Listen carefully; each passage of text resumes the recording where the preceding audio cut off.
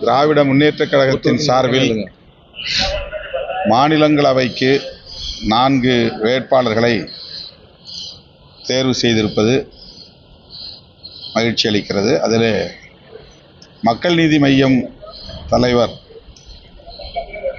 உலகநாயகன் கமல்ஹாசன் அவர்களுக்கு இந்த வாய்ப்பை வழங்கியிருப்பது மகிழ்ச்சி அளிக்கிறது. அவருக்கும் திராவிட முன்னேற்றக் கழகத்தின் சார்பில் வேட்பாளர்களாக அறிவிக்கப்பட்டுள்ள வழக்குரைஞர் தற்போதைய மாநிலங்களவை உறுப்பினர் பி. வில்சன் அவர்களுக்கும், அதேபோல சேலம் மாவட்டத்தை சார்ந்த எஸ்.ஆர். சிவலிங்கம் அவர்களுக்கும், கவிஞர் சல்மா அவர்களுக்கும் விடுதலை சிறுத்தைகள் கட்சியின் சார்பில் எமது வாழ்த்துக்களை தெரிவித்துக் கொள்கிறோம். அண்ணா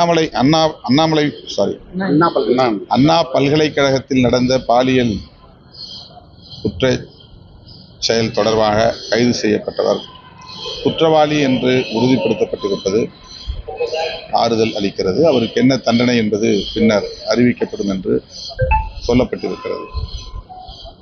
இதனை வரவேற்கிறேன். தீர்ப்பு வந்த பிறகு அதை பற்றி நாம் கருத்து சொல்ல முடியும்.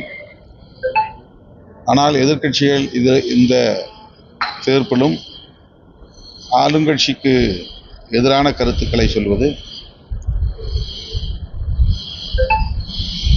மிகவும் வியப்பாக உள்ளது.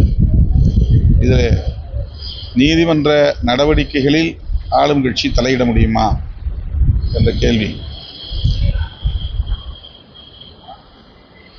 இந்திய அளவில் பல வழக்குகளில் இதுபோன்ற விமர்சனங்கள் எழுந்துள்ளன. இந்திய ஒன்றிய அரசு நீதிமன்ற நடவடிக்கைகளில் தலையிடுகின்றன என்கிற விமர்சனங்கள் உண்டு. ஆனால் இந்த வழக்கில் தமிழ்நாடு அரசு அல்லது திமுக அரசு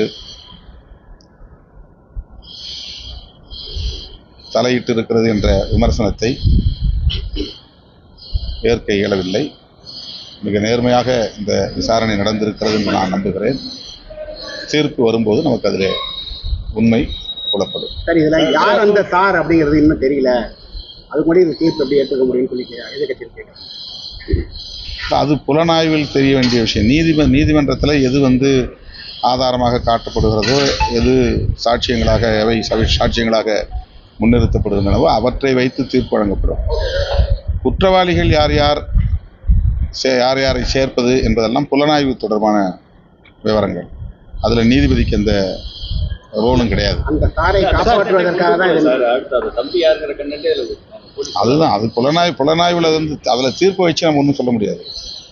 புலனாய்வில் இருக்கிற குற்றச்சாட்டுனா நீங்கள் அதை வழக்க போடுங்க, தனியாக கூட வழக்கு போடலாம். இந்த தீர்ப்பில் இந்த வழக்கில் உண்மையான குற்றவாளிகள் இணைக்கப்படலை, இந்த புலன் விசாரணை வேறு புலன் விசாரணை வேண்டும், ஒரு ஸ்பெஷல் இன்வெஸ்டிகேஷன் டீம் வேணும், அல்லது சிபிஐ விசாரணை வேணும், இந்த புலன் விசாரணையில் எங்களுக்கு நம்பிக்கை இல்லை, இந்த தீர்ப்பிலும் நம்பிக்கை இல்லை அப்படின்னு போகலாம். இப்போ தீர்ப்பு வழங்கப்பட்ட பிறகு நீங்கள் மேல்முறையீட்டுக்கு தான் போக முடியும்.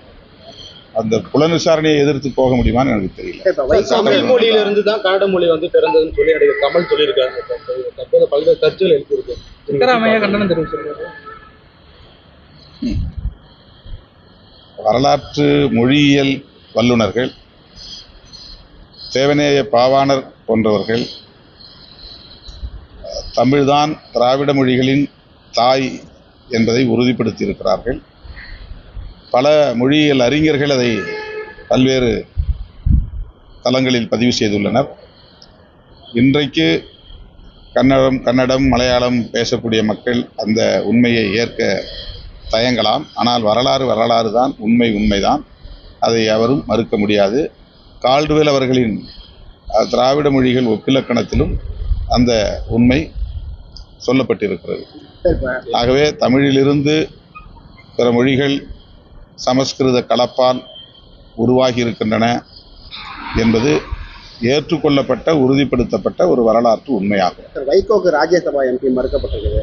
அவங்க கட்சிக்காரர்கள்லாம் வருத்தத்தில் இருக்கிறாங்க. பார்கெனிங் பவர் இல்ல குறைஞ்சிருச்சு நினைக்கிறீங்க?